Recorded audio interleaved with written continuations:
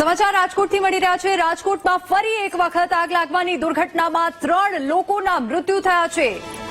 ધૂળેટીના પર્વ પર રાજકોટમાં 150 ફૂટ રોડ એટલે કે 150 ફૂટ રિંગ રોડ પાસે આવેલા એટલાન્ટિસ બિલ્ડિંગમાં એકાએક આગની ઘટનાથી અફરાતફરી મચી હતી। ડી વિંગના 6ઠ્ઠા માળે કિશોર ભાલાણાના 601 નંબરના ફ્લેટમાં આગ લાગી હોવાની પ્રાથમિક માહિતી છે। આગ ભભૂકી ઉઠતા લોકો નીચે ઉતરી ગયા હતા। આ ઘટનામાં ત્યાર સુધીમાં 60થી વધુ લોકોને બચાવવામાં આવ્યા છે। ફાયર વિભાગ તમામ ફ્લેટમાં તપાસ કરી રહી છે। બાળકોને મહિલાઓને ફાયર વિભાગની ટીમે રેસ્ક્યુ કર્યું છે, જ્યારે ઈજાગ્રસ્તોને સિવિલ હોસ્પિટલમાં દાખલ કરવામાં આવ્યા છે। ધારાસભ્ય રમેશ ચિલાડા, દર્શિતા શાહ ઘટના સ્થળે દોડી આવ્યા છે।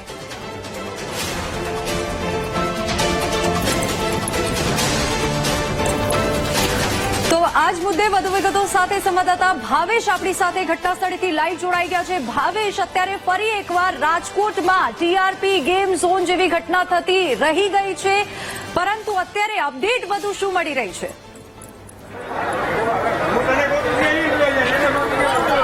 ચોક્કસથી વિધિ જે પ્રમાણે આગ લાગવાની ઘટના છે તે બની છે 150 ફૂટ રિંગ રોડ ઉપર આવેલા એટલાન્ટિસ એપાર્ટમેન્ટમાં આ આગ લાગવાની ઘટના બની છે। આપ સીધા દ્રશ્યો જોઈ શકો છો। હાલ તો આગ જે છે તે બુઝાવવામાં આવી છે, પરંતુ 3 લોકોના મોત થયા હોવાનું હાલ જાણવા મળી રહ્યું છે। આગ શોર્ટ સર્કિટના કારણે લાગી હોવાની પ્રાથમિક વિગતો છે તે મળી રહી છે। ક્યાંક ને ક્યાંક આગ લાગવાની ઘટનાને લઈને ફરી એક વખત જે કહી શકાય છે કે તંત્રની કામગીરી ઉપર સવાલ ઉભા થઈ રહ્યા છે। 3 લોકોના મોત થયા છે અને હાલ જે સર્ચ છે તે કરવામાં આવી રહ્યું છે। ફાયર વિભાગની ટીમ દ્વારા એક ફ્લેટ છે તેનું સર્ચ કરવામાં આવી રહ્યું છે। આગ લાગવાનું કારણ શોર્ટ સર્કિટ માનવામાં આવી રહ્યું છે। 6ઠ્ઠા માળે ક્યાંક ને ક્યાંક ફર્નિચરનું કામ શરૂ હતું અને ત્યાં જે આ સ્પાર્ક થયો હતો અને ત્યારબાદ આ આગ લાગવાની ઘટના છે તે બની હતી।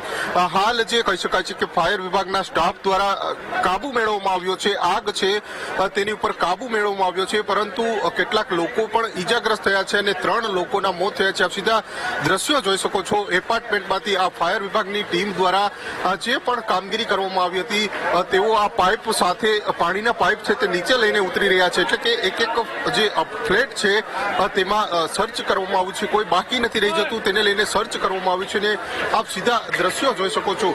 હાલ જે આગ લાગવાની ઘટના બની છે આ સી વિંગમાં આગ લાગી હતી। 6ઠ્ઠા માળે આગ લાગવાની ઘટના બની હતી અને ત્યારબાદ જે 60 જેટલા લોકોને છે તે અત્યાર સુધીમાં બચાવવામાં આવ્યા છે। ધારાસભ્યો સહિતના જે લોકો છે, ભાજપના જે ઉપાધ્યક્ષ છે ભરત ભોગરા સહિતના લોકો છે તે હાલ ઘટના સ્થળે પહોંચ્યા છે અને હાલ પોલીસ પણ અહીંયા જોવા મળી રહી છે। સંપૂર્ણ પ્રકારે આગ ઉપર કાબુ છે તે હાલ મેળવાયો છે, પરંતુ આગ લાગવાની ઘટનાને પગલે ફરી એક વખત જે કહી શકાય છે કે તંત્રની કામગીરી ઉપર સવાલો છે તે ઉભા થઈ રહ્યા છે। આગ કયા કારણોસર લાગી તે હજુ સ્પષ્ટ રીતે બહાર આવ્યું નથી, પરંતુ આગ લાગવાની ઘટના બની છે ત્યારે ફરી એક વખત સવાલો છે તે ઉભા થઈ રહ્યા છે। તમે અહીંયા જોવા આવ્યા છો ઘટના સ્થળે, શું છે અહીંયા રહ્યો છો? ના, હું હજી જસ્ટ પહોંચ્યો છું। શું લાગે છે, શું માહિતી તમને મળી ત્યાં આગ લાગી છે? આગ લાગી એટલી માહિતી મળી છે, એટલે જોવા માટે આવ્યા છો। અત્યારે શું છે, બુજાઈ ગઈ છે આગ? હા, અત્યારે બુજાઈ ગઈ છે। કેટલા લોકો અહીંયા રહે છે, કઈ ખબર છે? ઘણા બધા ફ્લેટ ફૂલ છે। બધા ફ્લેટ ફૂલ છે? કેટલા વર્ષો જૂનું છે આ અપાર્ટમેન્ટ? એપ્રોક્સ 6-7 વર્ષ થયા છે। 6-7 વર્ષથી બધા અપાર્ટમેન્ટ ફૂલ છે। અને આજે આગ લાગી કોના ફ્લેટમાં લાગી હતી કઈ જાણવું? ના, એ કઈ ખ્યાલ નથી। ફર્નિચર કામ ચાલતું હતું એટલી વાત છે। ફર્નિચર કામ ચાલતું હતું, ફ્લેટ બનતો હતો અને ત્યાં આગ લાગી છે। ફ્લેટ બનતો હતો એટલે એમાં કોઈ રહેતું નતું? 6ઠ્ઠા માળે ત્યાં ફ્લેટનું કામ ફર્નિચરનું ચાલુ હતું? કામ ચાલુ હતું, મજૂર લોકો કામ કરતા હતા। અહીંયા ધૂળેટી ઉજવવાની તૈયારી હતી ને આવી ઘટના બની? ધૂળેટી તો ચાલુ જ હોય ને, આજે બધા છોકરાઓ રમતા હોય એટલે અને એ દરમિયાન આગ લાગી? હા, એ દરમિયાન લાગી। જે પ્રમાણે લોકો છે તે અહીંયા આવી રહ્યા છે, મોટી જે વાત છે તે જાણવા મળી રહી છે। જે ફ્લેટમાં આગ લાગી હતી ત્યાં ફર્નિચર કામ ચાલુ હતું, જેના કારણે કહી શકાય છે કે અંદર કોઈ રહેતું નહોતું, એ ફ્લેટ છે તે ખાલી હતો। 6ઠ્ઠા માળે આગ લાગવાની ઘટના બની હતી અને ત્યારબાદ જે આપ સીધા દ્રશ્યો જોઈ શકો છો, હાલ જે ફાયર વિભાગની ટીમ દ્વારા કામગીરી છે તે કરવામાં આવી રહી છે। આગ છે તે સંપૂર્ણ કાબુમાં આવી ગઈ છે, પરંતુ 3 જેટલા લોકોના મોત થયા છે તે ક્યાંક ને ક્યાંક ફરી એક વખત જે કહી શકાય છે કે એક પાછો જે કહી શકાય છે કે તંત્રની કામગીરી ઉપર સવાલો છે તે ઉભા થઈ રહ્યા છે। આગ લાગવાની ઘટનાને પગલે ફરી એક વખત જે રાજકોટ તંત્રની કામગીરી ઉપર સવાલો છે તે ઉભા થઈ રહ્યા છે। અગાઉ પણ જે કહી શકાય છે કે ટીઆરપી ગેમ ઝોનમાં જે પ્રમાણે આગ લાગી હતી અને 27 લોકોના મોત થયા હતા, ત્યારબાદની આ બીજી મોટી ઘટના કહી શકાય છે કે આગ લાગવાની, જેના કારણે ક્યાંક ને ક્યાંક ફરી એક વખત તંત્રની કામગીરી ઉપર સવાલો ઉભા થઈ રહ્યા છે. આપ સીધા દ્રશ્યો જોઈ શકો છો. આ ફાયર વિભાગની ટીમનું જે આ ફાયર ફાઈટર છે તે પણ અહીંયા જોવા મળી રહ્યું છે અને સતત જે આગ બુઝાવવાની કામગીરી છે, સતત જે આ કર્મચારીઓ છે તે લાગ્યા હતા. આગ ઉપર સંપૂર્ણ કાબુ છે તે મેળવાઈ ગયો છે, પરંતુ ફરી એક વખત જે કહી શકાય છે કે આગ લાગવાની ઘટનાને પગલે ક્યાંક ને ક્યાંક સવાલો છે તે ઉભા થઈ રહ્યા છે. આ ફ્લેટ છે તે કોનો હતો, જ્યારે આ બિલ્ડિંગ છે તે 5 થી 7 વર્ષ જૂનું હોવાનું પણ જાણવા મળી રહ્યું છે. ત્યારે જે કહી શકાય છે કે આ આગ છે, કારણો છે શોર્ટ સર્કિટના કારણે આગ લાગી હતી. ત્યારે અહીંયા ફાયર ઇક્વિપમેન્ટના સાધનો હતા કે કેમ, જ્યારે આ બિલ્ડિંગ છે કેટલા વર્ષોથી આ બિલ્ડિંગનો ઉપયોગ થઈ રહ્યો છે તે પણ એક મોટો સવાલ છે. આ બિલ્ડર કોણ છે આ બિલ્ડિંગનો તે પણ એક મોટો સવાલ છે. જે આગ લાગવાની ઘટના બની છે તેને લઈને ફરી એક વખત જે તંત્રની કામગીરી ઉપર છે તે સવાલો ઉભા થઈ રહ્યા છે. લોકો અહીંયા હોળી અને ધૂળેટીનો પર્વ ઉજવી રહ્યા હતા અને ત્યારબાદ આ આગ લાગવાની ઘટના છે તે અહીંયા બની છે. હોળી ધૂળેટી, ભાઈ તમે અહીંયા હોળી રમતા, તમને શું જાણવા મળ્યું અહીંયા આગ લાગી? મને તો ખાલી ટીવીમાં જાણવા મળ્યું. મારા ઘરે મારી વાઈફનો ફોન હતો કે તમે સામે જ હોળી રમો છો ને એટલાન્ટિસમાં આગ લાગી છે. તો અમુક મિત્રો અહીંયા રહેતા હોય અને હું પોતે ડોક્ટર છું એટલે પછી તરત અહીંયા આવ્યો જોવા. ત્યાં સુધી આ બધી કંટ્રોલમાં હતું પરિસ્થિતિ, પણ મેસેજ તો ટીવી થ્રુ જ મળ્યા.